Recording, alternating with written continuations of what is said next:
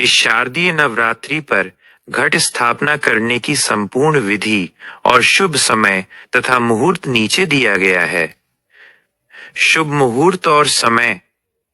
इस बार अश्विन मास के शुक्ल पक्ष की प्रतिपदा तिथि 21 सितंबर को मध्य रात्रि में 1:23 पर आरंभ हो रही है और 22 सितंबर को मध्य रात्रि में 2:55 पर समाप्त होगी। पंचांग के अनुसार घट स्थापना 22 सितंबर सोमवार को सुबह 6:09 से 8:06 के बीच की जा सकती है।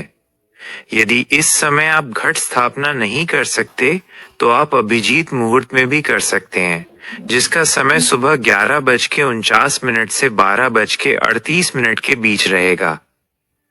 नवरात्रि के पहले दिन ब्रह्म मुहूर्त का समय सुबह 4:35 से 5:22 के बीच है। प्रातःकालीन पूजा और कलश स्थापना का समय सुबह 4:58 से 6:09 के बीच रहेगा। इन सभी समयों को घट स्थापना के लिए सबसे शुभ माना गया है। घट स्थापना के लिए आवश्यक सामग्री: कलश, मिट्टी, पीतल या तांबे का स्वच्छ घड़ा। मिट्टी का घड़ा नया होना उत्तम है। अन्य सामग्री: गंगा जल, आम के पत्ते, जटाजूट वाला नारियल बिना छिला हुआ, चावल या अक्षत, सुपारी, हल्दी की गांठ, सिक्के, कच्चा धागा या मौली, जौ के दाने या सप्तधान्य, लकड़ी की चौकी, पाटा, लाल वस्त्र, अक्षत, गुलाल और कुमकुम। घट स्थापना की विधि: 1. स्वच्छता। नवरात्रि के पहले दिन ब्रह्म मुहूर्त में उठकर नित्य कर्मों से निवृत्त होकर स्नान करें और स्वच्छ वस्त्र पहनें। घर और मंदिर के स्थान को साफ करें और गंगा जल छिड़ककर पवित्र करें। 2. चौकी तैयार करें। उत्तर या पूर्व दिशा की ओर मुख करके एक आसन पर बैठें। एक चौकी पर शुद्ध लाल वस्त्र बिछाएं। उस पर गेहूं या चावल के दाने बिछाकर कमल या कलश का आसन तैयार करें। 3. कलश स्थापना। इस आसन पर मिट्टी, तांबे या पीतल के कलश को रखें। कलश को गले तक स्वच्छ जल से भरें। इसके अंदर दुर्वा, सुपारी, सिक्का और हल्दी की गांठ रखें। 4. नारियल और पत्ते। कलश के ऊपरी भाग में आम के हरे पत्ते बिछाएं।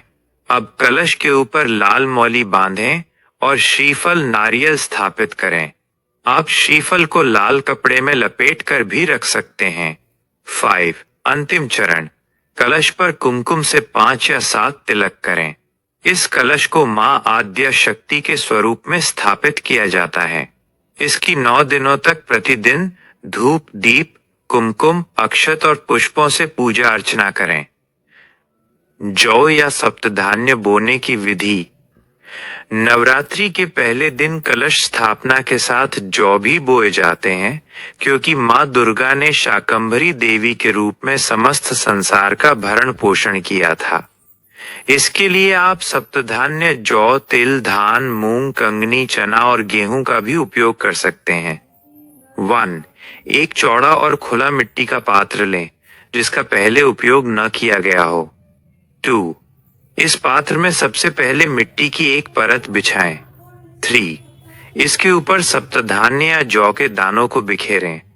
4. फिर से मिट्टी की एक और परत बिछाएं और किनारों पर अन्न के दाने डालें। 5. सबसे ऊपर मिट्टी की एक तीसरी और अंतिम परत बिछाएं और आवश्यकता अनुसार थोड़ा जल डालें। नवरात्रि व्रत का संकल्प: विधि पूर्वक कलश और जौ स्थापित करने के बाद देवी दुर्गा को सात्विक मिष्ठान का भोग लगाएं और नवरात्रि व्रत का संकल्प लें।